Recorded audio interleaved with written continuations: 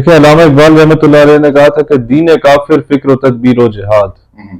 کافر کا دین ہے فکر کرنا، تدبر کرنا، تدبیر کرنا اور جہاد کرنا. دین کافر فکر و تدبیر و جہاد، دین ملا فی سبیل اللہ فساد. ہم لوگوں نے جب اپنے محراب و منبر پر ایک دوسرے کے اسکول آف تھاٹ پر کفر کے فتوے لگانا شروع کر دیا نا، ہمارا قبلہ اول بیت المقدس پیچھے رہ گیا. ہمارا معاملہ ناموس رسالت اور ختم نبوت کا ہمیشہ پیچھے رہ گیا، کیونکہ ہماری دکانداری چمکتی ہے کہ ہم لوگ ایک دوسرے کا گریبان پکڑے. ہماری عوام تب ہمیں واہ واہ بولے گی. ہم اپنی نیشنل انٹیگریٹی پہ حملہ ہوتا ہوا دیکھ رہے اور ہم خاموش ہو کے بیٹھے ہوئے ہیں. ہم لوگ ہر جمعے کے خطبے میں یہ دعا کرتے ہیں رو رو کے چیخ چیخ کے، اے اللہ تعالیٰ فلسطین کی مدد فرما، امت کو اتحاد عطا فرما. اگر امت بیت المقدس قبلہ اول کے معاملے پہ ایک پلیٹ فارم پہ نہیں ہے تو امت کبھی بھی ایک پلیٹ فارم پہ نہیں آ سکتی. بہت پہلے اقبال رحمۃ اللہ علیہ نے ابلیس کی مجلس شورا میں لکھا تھا کہ وفا کا کش کے موت سے ڈرتا نہیں ذرا، روح محمد اس کے بدن سے نکال دو. پھر کہتا ہے کہ افغانیوں کی غیرت دین کا ہے یہ علاج کہ ملا کو ان کے کوہ و دمن سے نکال دو. اور پھر اس نے کہا کہ فکر عرب کو دے کے فرنگی تخیلات، ان کی عورت اور شراب جو ہے وہ تلوار پر حاوی کر دو. فکر عرب کو دے کے فرنگی تخیلات، اسلام کو حجاز و یمن سے نکال دو. کہ آپ جب اسلام کو حجاز و یمن سے نکالیں گے تو آپ اوور کم کر لیں گے ان کو. اور آج کیا وہ حجاز اور یمن لڑ پڑے آپس میں، مسلمان کا گلا کاٹ رہا ہے. دو چودھری ہیں انٹرنیشنل چودھریز جو مسلمانوں کو آپس میں لڑوا رہے ہیں. اب تیسرا چودھری انڈیا بھی بننا کے قریب آ رہا ہے جو لڑوا رہا ہے، اور ہم لوگ ان کی دلالی کر رہے ہیں اور آپس میں لڑ رہے ہیں.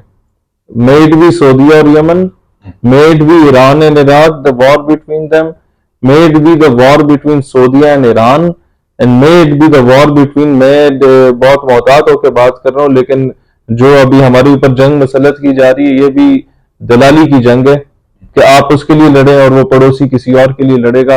میں نہیں چاہتا کہ مسلمان دوبارہ مسلمان کا گلا کاٹے. میں نہیں چاہتا کہ ہم اب کسی اور کی جنگ جو ہے اپنے ملک میں لے کر آئیں. میں نہیں چاہتا کہ کسی اور کی انا کو تسکین دینے کے لیے، کیونکہ اس کو مار کے پیٹ کے یہاں سے بھگایا تھا امریکہ کو افغانستان سے، اب اس کی انا کی تسکین کے لیے میں اور افغانی ایک دوسرے کا گریبان پکڑے. نو سوری، میں نہیں چاہتا کہ ہمارا مسلمان ایک دوسرے کی داڑھی نوچے، اس کے گریبان کاٹے، اس کے بچوں کو کاٹے، ان کے مدرسوں پہ، امام بارگاہوں پہ، ان کے اے پی ایس پہ، ان کے اسکولوں پہ، ان کے سرکاری دفاتر پر خودکش دھماکے ہوں. میں نہیں چاہتا.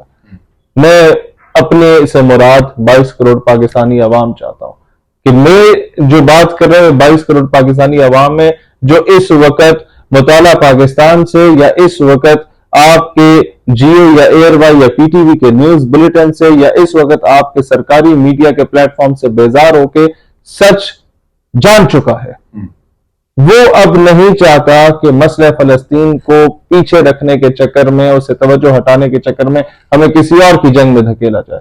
وہ نہیں چاہتا کہ آج پاکستان اور ایران آپس میں لڑیں، ہم مسلمان بھائی ہیں. وہ نہیں چاہتا کہ آج پاکستان اور افغانستان آج آپس میں لڑیں، ہم مسلمان بھائی ہیں. ہم کب تک مسلمان ایک دوسرے کے گلے کاٹیں گے؟ بھائی لڑنے کا شوق ہے، انڈیا سے جنگ کریں، ہمیں اچھا بھی لگے گا. لڑنا ہی ہے نا. یہ یاجوج ماجوج کی اولادیں صرف ہمیں کیوں لڑوانے پہ تلی ہوئی ہیں؟ ڈیوائڈ اینڈ رول کی پالیسی. میں آج پاکستان کو بھی، گورنمنٹ کو، فیصلہ سازوں کو اور افغانستان کے بھی فیصلہ سازوں کو کہتا ہوں، دیکھیں یہ آپ ان کے اپنے ذہن سے نکالنے کی یہ عقل کل ہے کہ ان کو مشورہ نہیں دیا جا سکتا. ان کو دیا جا سکتا ہے. ان کو دو ٹکے کے لوگ ٹائیاں لگا کے منہ ڈنگا کر کے جب انگریزی بولتے ہیں نا پریزنٹیشنوں پہ، ان کی پریزنٹیشنوں پر پورے ملک خارجہ پالیسی بنا جاتے ہیں. تو شاید کوئی ملک کا درد رکھنے والا بندہ اگر ان کو کوئی مشورہ دے دے تو یہ اس پہ عمل درآمد کر لیں. وہ مشورہ صرف یہ ہے کہ آج تم لڑو گے یا شیعہ سنی کے نام پہ، یا آج تم لڑو گے پنجابی پٹھان کے نام پہ یا پاکستانی افغانی کے نام پہ. کل امن کے قیام کے لیے امریکہ آئے گا، جس طرح امریکہ یوگانڈا میں گیا تھا، جس طرح امریکہ افریقن کنٹریز میں گیا تھا، جہاں پر تیل کے ذخائر ہوتے ہیں، سونے کے ذخائر ہوتے ہیں، ہیرے جواہرات کے ذخائر ہوتے ہیں. وہاں پر پہلے 2 گینگز کو ہتھیار پکڑائے جاتے ہیں, انہیں آپس میں لڑوایا جاتا ہے, مروایا جاتا ہے, پھر امن کے قیام کے لیے امریکہ آتا ہے, پھر وہ دونوں کو مارتا ہے, اور اس نے چوکیداری کے لیے غریب ممالک کی فوج رکھی ہوتی کہ تمہیں ڈبل تنخواہ دیں گے, تم لوگ چوکیداری کرنا. اندر سارے ذخائر لے کے وہ دفع ہو جاتا ہے اور سارے چوکیداروں کو پتا ہوتا ہے, لیکن کیونکہ تنخواہ ڈبل مل رہی ہوتی تو وہ دلالی کر رہے ہوتے ہیں اس امریکہ کی. اب دلالی کے لیے امریکہ یو این کی امبریلا کے انڈر آئے گا, پاکستان افغانستان کی جنگ میں یا پاکستان ایران کی جنگ میں دونوں کو مارے گا, اور پھر وہ B B C, C N N, Fox News نہیں دکھائے گا.